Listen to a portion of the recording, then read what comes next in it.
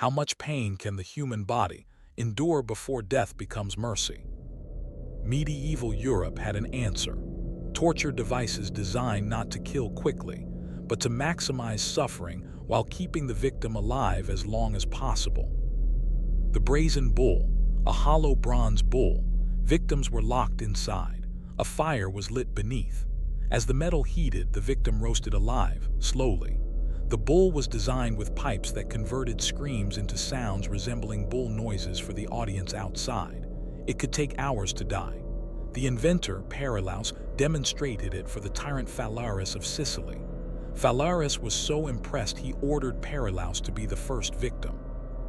Phalaris screamed inside his own invention until Phalaris released him before death. Then Phalaris threw him off a cliff. Later, rebels overthrew Phalaris. They sentenced him to die in the Brazen Bull. He died listening to his own screams turned into bull sounds. Scaphism, Persian torture. The victim was stripped naked, force-fed milk and honey, and covered in more honey. They were placed inside 2 boats sealed together, only the head, hands, and feet exposed. The boats were left floating in a stagnant pond. Insects came. They fed on the honey and the victim's exposed flesh. Days passed. The victim defecated from the milk and honey. They lay in their own waste, attracting more insects. Maggots burrowed into the open sores. Dehydration, infection, sepsis. It could take 17 days to die. One documented case. Mithridates, a Persian soldier, executed this way in 401 BC. He survived 17 days. When rescuers opened the boats, they found him barely alive, his body hollowed by insects. The Judas Cradle, a pyramid-shaped seat. The victim was suspended above it, then slowly lowered onto the point. It penetrated the anus or vagina. The victim's own weight drove them deeper. Death wasn't the goal, confession was. Victims were raised and lowered repeatedly, sometimes for days. Sometimes weights were added to their legs. The cradle was used during the Spanish Inquisition.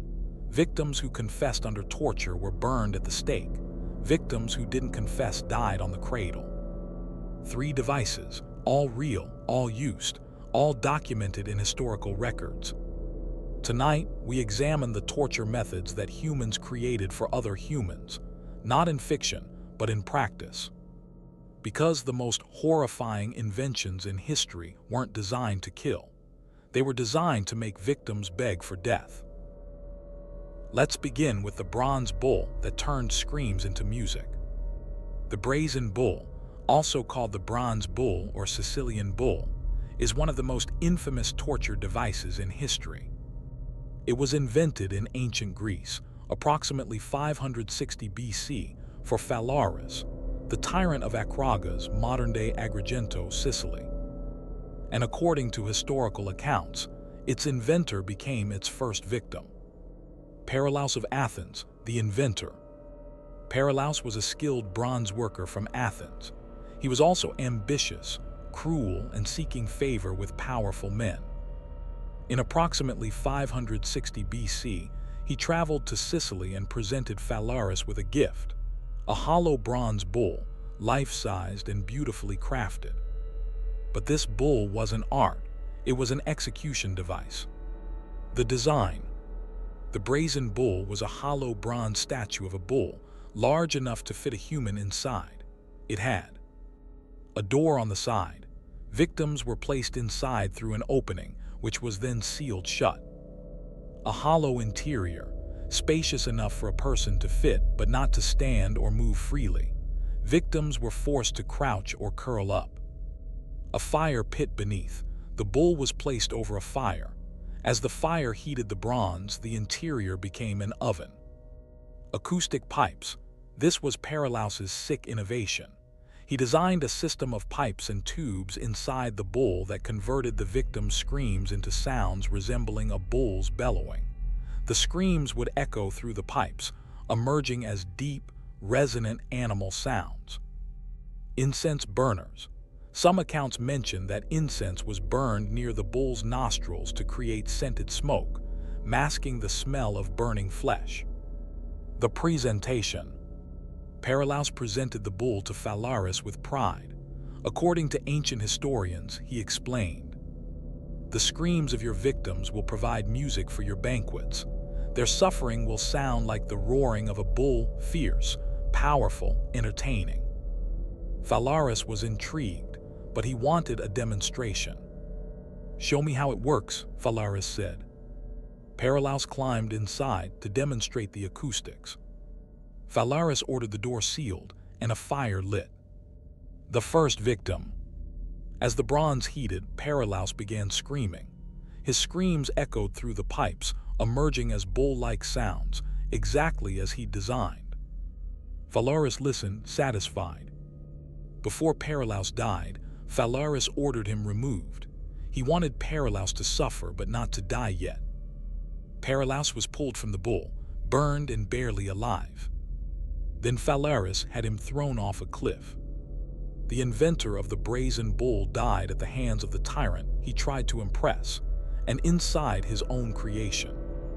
Phalaris the tyrant. Phalaris ruled Akragas from approximately 575–50 for BC. He was known for extreme cruelty, using torture for political control, public executions to instill fear. The brazen bull became his signature method. Historical accounts from Diodorus Siculus, Plutarch, and others claim Phalaris used the bull regularly. Political enemies, criminals real or accused, anyone who displeased him. Victims were locked inside, fires were lit, and the screams turned into music for Phalaris and his guests. How long did it take to die? The brazen bull was designed for slow death. Bronze heats gradually, the victim would experience. Phase 1, 0–15 minutes. Heat becomes uncomfortable. Sweating begins. Panic sets in as the victim realizes escape is impossible. Phase 2, 15–45 minutes. Temperature inside reaches 120–150 degrees F, 49–65 degrees C. Severe burns develop on skin in contact with bronze. Victim screams continuously. Phase 3, 45–90 minutes. Temperature exceeds 160 degrees F, 71 degrees C. Degree burns cover the body. Dehydration from sweating and heat. Difficulty breathing, superheated air damages lungs. Phase 4, 90+ minutes. Organs begin to fail from heat exposure. Victim loses consciousness from hyperthermia, dehydration, or smoke inhalation. Death follows. Total time, 1–3 hours, depending on the intensity of the fire. It was roasting, not burning, slow, agonizing, and the entire time the screams emerged as bull sounds. The fall of Phalaris. In 554 BC, Phalaris was overthrown by a rebellion led by Telemachus, a political rival. The rebels captured Phalaris. His sentence, death in the brazen bull. According to historical accounts, Phalaris was locked inside his own torture device. As the bronze heated and he began screaming, the rebels listened to the bull-like sounds, the same sounds Phalaris had enjoyed for years. Phalaris died the same death he inflicted on countless victims. Historical accuracy. The brazen bull's existence is debated among historians. Arguments it existed. Multiple ancient sources mention it: Diodorus Siculus, Plutarch, Pindar. Detailed descriptions exist: acoustic design, method of use. The concept is technologically plausible. Bronze working was advanced in 6th century BC Greece. Arguments it's myth. No archaeological evidence, no bronze bull has been found. Some historians believe it's propaganda against Phalaris, to portray him as monstrous. The acoustic design seems overly elaborate for a simple execution device. Most historians' conclusion: the brazen bull likely existed in some form, possibly less elaborate than the legendary version. Whether it had the acoustic pipes is uncertain, but bronze execution devices using heat were documented in various ancient cultures. Similar devices in history. The concept of burning victims in metal containers appears in multiple cultures. Iron Maiden, though mostly a myth exaggeration, some medieval torture devices involved confining victims in metal enclosures.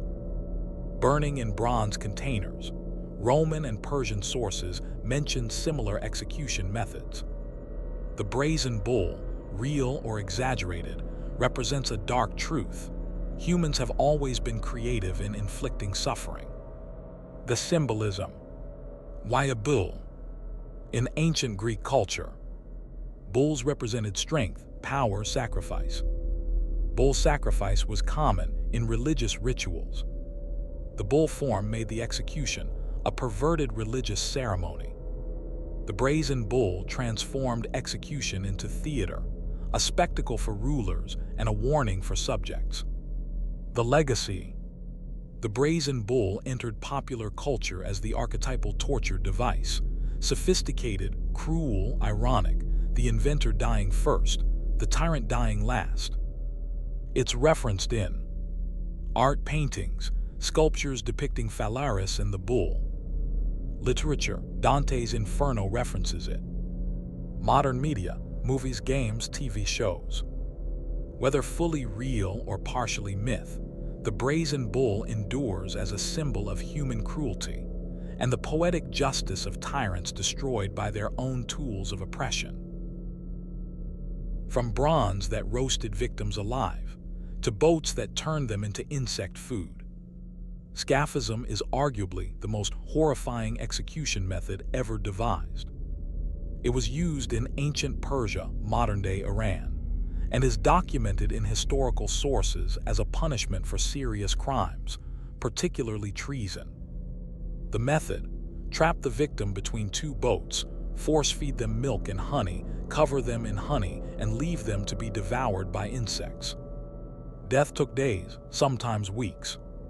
The name Scaphism comes from the Greek word scaph, meaning boat or trough. The method is also called the boats in historical texts. The method. Scaphism followed a specific, horrifying procedure. Step 1. Preparation. The victim was stripped naked. Step 2. The boats. 2 narrow boats or hollowed-out tree trunks were prepared. The victim was placed inside one boat, lying on their back. The second boat was placed on top, creating a kind of coffin. The boats were sealed together with the victim trapped inside.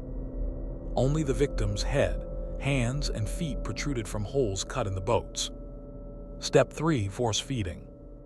The victim was force-fed milk and honey, large quantities. The mixture caused severe diarrhea. Step 4. Covering with honey.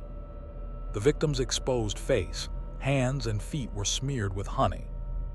More honey was poured inside the boats, coating the victim's body. Step 5. The pond. The boats were set afloat in a stagnant pond or swamp, or tied to stakes in shallow water. The victim was left in the sun. Step 6. The insects. Insects, flies, wasps, beetles were attracted to the honey. They fed on the honey coating the victim's face and extremities. Inside the boats, the victim defecated from the milk and honey. The feces attracted more insects. Flies laid eggs in the feces and in any wounds or openings on the victim's body. Within hours, maggots began hatching. Step 7. The decay. Over the following days. Day 1-2. Insect bites and stings cover the victim's exposed skin. Dehydration begins. The victim screams for water. Day 3-5. Maggots burrow into the victim's flesh. Flies swarm constantly. The victim lies in a pool of their own waste. Infection sets in. Day 6-10. Sepsis develops. The victim's body begins to necrotize, rot while they're still alive. Fever, delirium, hallucinations. Day 10+, organs fail. The victim dies from a combination of sepsis, dehydration, infected wounds, and gangrene. The entire process could take 17 days or more. The historical case, Mithridates. The most detailed historical account of Scaphism comes from Plutarch, a Greek historian writing in the first 2nd century AD. He describes the execution of Mithridates, a Persian soldier, in 401 BC. Mithridates had killed Cyrus the Younger, a Persian prince, during the Battle of Cunaxa. Initially, he was rewarded. Later, he boasted about the kill. King Artaxerxes II, Cyrus's brother, was offended. Mithridates was sentenced to Scaphism. Plutarch's account. Mithridates was placed in the boats, force-fed milk and honey, covered in honey and left in a pond. According to Plutarch, Mithridates survived 17 days. When the boats were finally opened, his body had been devoured by worms and maggots. He was barely alive, his flesh eaten away, his body a mass of decay. Mithridates died shortly after being removed from the boats. Medical analysis: what kills you? Scaphism kills through multiple mechanisms. 1. Dehydration. The victim is force-fed milk and honey, both mildly diuretic. Diarrhea causes fluid loss. Sun exposure accelerates dehydration. No water is provided. Dehydration alone could kill in 3–5 days. 2. Sepsis, blood infection. Insect bites create open wounds. Feces contain bacteria, E. coli, Salmonella. Wounds become infected. Infection enters the bloodstream. Sepsis leads to organ failure. 3. Gangrene. Necrotizing fasciitis, flesh-eating bacteria, thrives in the warm, moist, bacteria-rich environment. Tissue dies while the victim is alive. Releases toxins into the bloodstream. 4. Psychological torture. The victim is fully conscious for most of the ordeal. They feel every insect bite, every maggot burrowing. They can see the insects swarming. The psychological horror may be worse than the physical pain. Historical verification. Scaphism is mentioned in several ancient sources. Plutarch, 1st 2nd century AD, describes Mithridates' execution in detail in Life of Artaxerxes. Agathias, 6th century AD, Byzantine historian, mentions Scaphism as a Persian punishment. Other sources, various Greek and Roman historians, reference similar methods. However, direct archaeological evidence doesn't exist. We have no boats, no remains, no forensic proof. Why historians believe it's real? Multiple independent sources. Specific, consistent details. The method is technologically simple, no complex tools required. It fits with documented Persian execution practices. Persians were known for elaborate, symbolic punishments. Why some doubt it? The 17-day survival seems implausibly long. Accounts come from Greek-Roman sources, enemies of Persia who may have exaggerated Persian cruelty. No direct Persian sources confirm it. Most historians view Scaphism likely existed, possibly in a less extreme form than the legendary accounts describe. The 17-day survival may be exaggerated, but a multi-day execution using boats, honey, and insects is plausible. Similar punishments, variations of death by insects, appear in other cultures. Bamboo torture, likely mythical but widely referenced, victim tied over growing bamboo shoots, which slowly impale them over days. Ant insect torture. Native American and other cultures reportedly used ant hills or insect nests as execution methods. Exposure plus attraction. Medieval and early modern executioners sometimes smeared condemned prisoners with sweet substances and staked them in areas with aggressive insects. Scaphism represents the most systematic, designed version of this concept. Why Scaphism? Why would Persians use this method? Symbolic punishment. For serious crimes, regicide, treason, Persians designed punishments that symbolized the crime. Mithridates killed a prince right arrow. He was slowly consumed, destroyed, in a humiliating way. The boats represented a coffin. The victim was buried alive but slowly.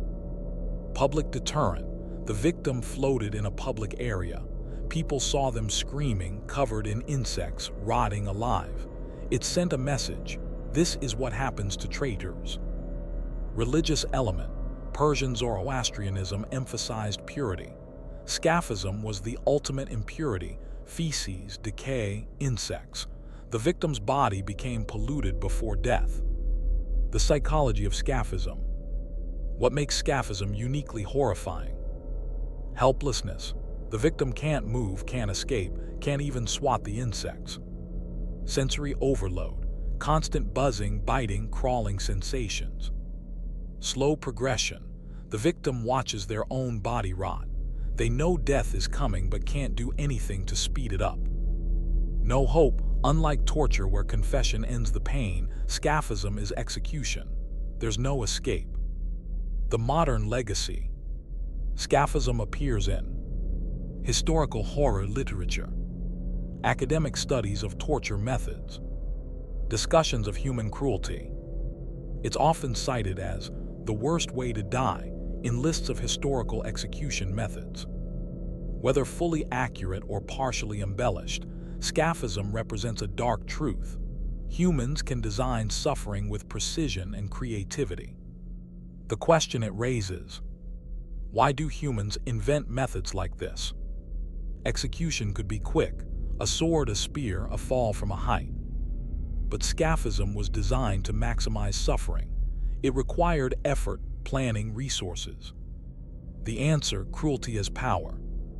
Rulers who could inflict this level of suffering demonstrated absolute control over life, death, and the suffering in between.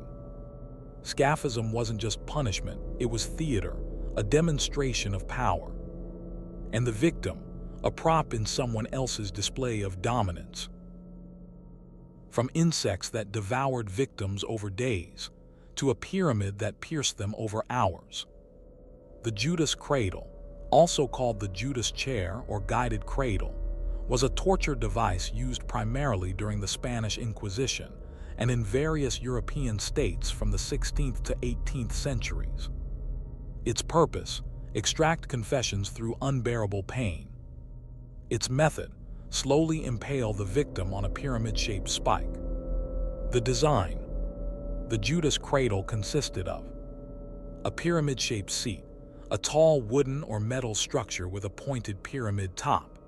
The point was blunt enough not to immediately puncture internal organs, but sharp enough to cause extreme pain. A suspension mechanism: chains or ropes attached to a ceiling or frame. The victim was suspended above the pyramid. Adjustable height: the torturer could raise or lower the victim onto the point with precision. Restraints: the victim's hands were often bound behind their back or above their head. Legs were sometimes weighted to increase pressure. The method. Step 1: preparation. The victim was stripped naked to increase humiliation and psychological impact. Their hands were bound. Step 2: positioning. The victim was suspended above the cradle, positioned so the pyramid point was directly beneath there. Anus most common. Vagina for female victims. Scrotum for male victims. Other body orifices or sensitive areas. Step 3: lowering.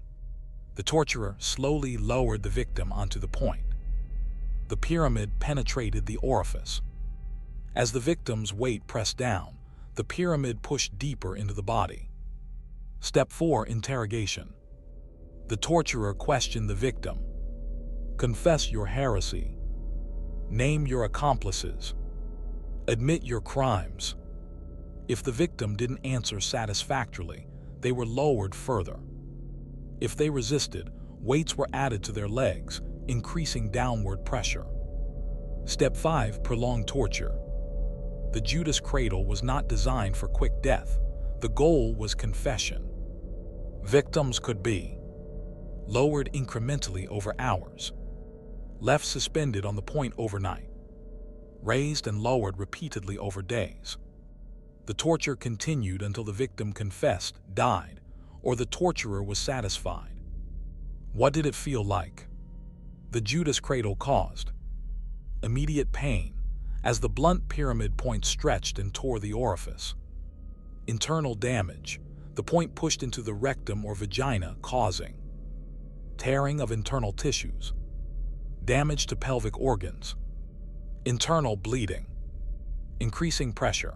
The victim's own weight drove them deeper, muscles fatigued, making it impossible to lift themselves even slightly. Infection. The cradle was rarely cleaned.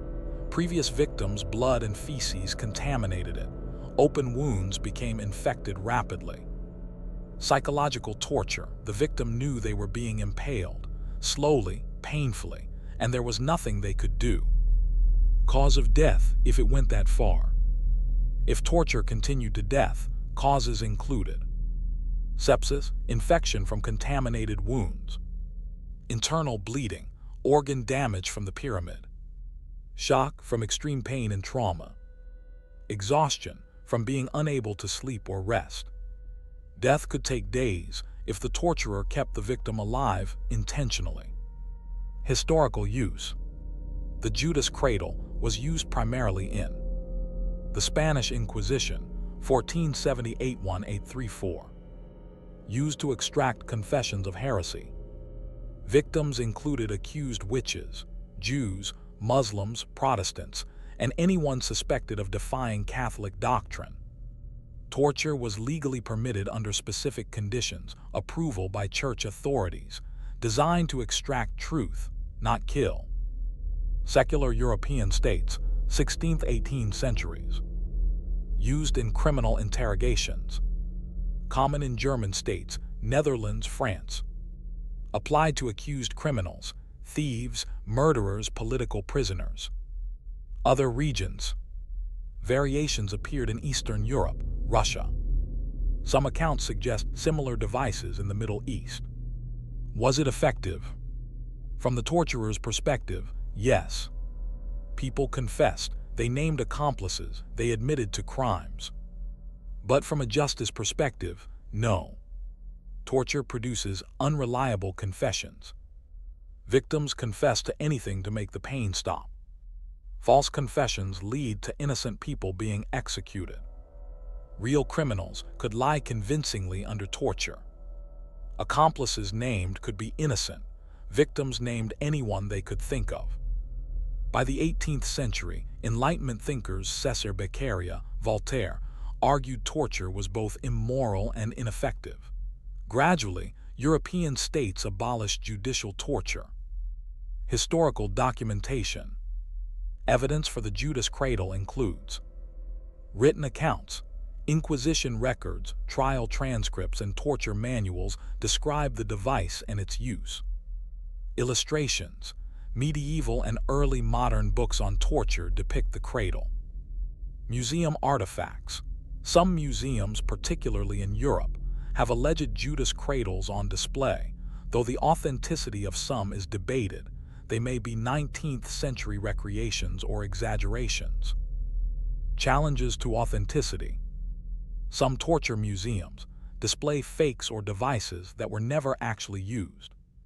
Torture devices became sensationalized in the 19th century, the torture porn of its era. Distinguishing real historical devices from later fabrications is difficult. Most historians view the Judas cradle existed and was used, but its prevalence may be exaggerated. It was likely used in specific jurisdictions, Spanish Inquisition, some German states, but wasn't universal across Europe. The name Judas cradle. Why Judas? Theory 1. Judas Iscariot, named after the biblical figure who betrayed Jesus. The device betrayed the body, forcing it to confess. Theory 2. Guided cradle, a mistranslation or corruption of guided cradle, referring to the guided lowering mechanism. The exact etymology is unclear, but the association with betrayal fits the device's purpose, forcing victims to betray themselves or others. Variations. Different versions of impalement torture existed. The pear of anguish, a pear-shaped metal device inserted into the mouth, anus, or vagina, then expanded to tear the orifice. Impalement stakes, used in various cultures, notably by Vlad the Impaler in medieval Romania. A sharpened stake was inserted into the anus and driven through the body. Death was slow. Anal-vaginal penetration devices. Various pointed instruments used for torture in different regions. The Judas cradle represents a specific European refinement of impalement. Controlled, adjustable, designed for interrogation rather than just execution. The psychology of the Judas cradle. What made this torture particularly effective? Violation. Penetration of intimate body parts creates profound psychological trauma on top of physical pain. Humiliation. Nakedness, exposure, violation in front of interrogators maximized shame. Inevitability. The victim's own weight was the enemy. Even if they tried to resist, gravity worked against them. Control. The torturer had total control. They decided how much pain, how long, when to stop. Hope and despair. Raising the victim offered temporary relief, then lowering them again crushed hope. The Judas cradle wasn't just physical torture, it was psychological destruction. The legal framework. Torture during the Inquisition wasn't random violence, it had rules. Authorization required. A bishop or inquisitor had to approve torture. Medical supervision. A physician was sometimes present to ensure the victim didn't die. Death defeated the purpose of confession. Limits. Torture was supposed to be used only once, though continuations were allowed, exploiting a loophole. Confession validation. A confession under torture had to be repeated voluntarily afterward to be valid. These rules were often ignored, but they show torture was institutionalized, part of a legal system, not just cruelty. The abolition. By the late 18th century, torture was abolished in most European states. France, 1780s under Louis XVI, Prussia, 1740s under Frederick the Great, Austria, 1776 under Maria Theresa, Spain, 1808 during Napoleonic occupation. The Inquisition officially ended in 1834 in Spain. Torture devices like the Judas cradle became relics, displayed in museums as reminders of a barbaric past. The modern legacy. The Judas cradle appears in historical horror media, academic studies of torture and human rights, debates about modern interrogation techniques, waterboarding, stress positions. It serves as a symbol of institutional cruelty, torture sanctioned by law, church, and state. The question it leaves. The Judas cradle was designed, manufactured, approved, and used by educated people in civilized societies. Priests, lawyers, judges, doctors participated in or witnessed its use. They justified it, extracting truth, saving souls, protecting the faith. But it was torture, sadism, violation. How does a society convince itself this is acceptable? The answer, by redefining cruelty as justice. And that's the lesson of the Judas cradle. Not just that humans can be cruel, but that they can make cruelty legal, moral, righteous. 3 torture devices, all designed to maximize suffering, all used by civilized societies. The Brazen bull, a bronze oven that turned screams into music. Its inventor died inside it. The tyrant who used it died inside it. Justice in the most twisted form imaginable. Scaphism, trapped between boats, covered in honey, devoured by insects over 17 days. Mithridates died watching his own body rot while he was still alive. The Judas cradle, a pyramid that impaled victims slowly, using their own weight against them. Confess or die. Most confessed, many still died. 3 torture devices from 3 different eras and cultures. Here's what they share. They were designed by intelligent people, built by skilled craftsmen, approved by authorities, used by institutions, governments, churches, empires. Torture wasn't the work of madmen in dungeons. It was policy, legal, sanctioned. And the people who designed, built, and operated these devices, they went home to families, they attended churches, they considered themselves moral. That's the horror. Not that torture devices existed, but that societies made them normal. Modern torture still exists: waterboarding, stress positions, sensory deprivation. The tools changed, the principle didn't. Humans are still capable of inflicting suffering with precision. The question isn't whether we're capable of cruelty. History proves we are. The question is, how do we recognize when cruelty is being justified as justice?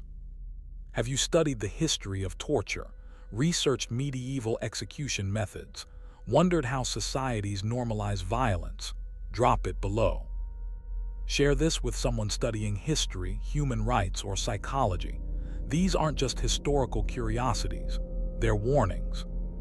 Subscribe to WhisprFrame for more documented cases where humanity's darkest inventions were used in the name of law, order, and righteousness.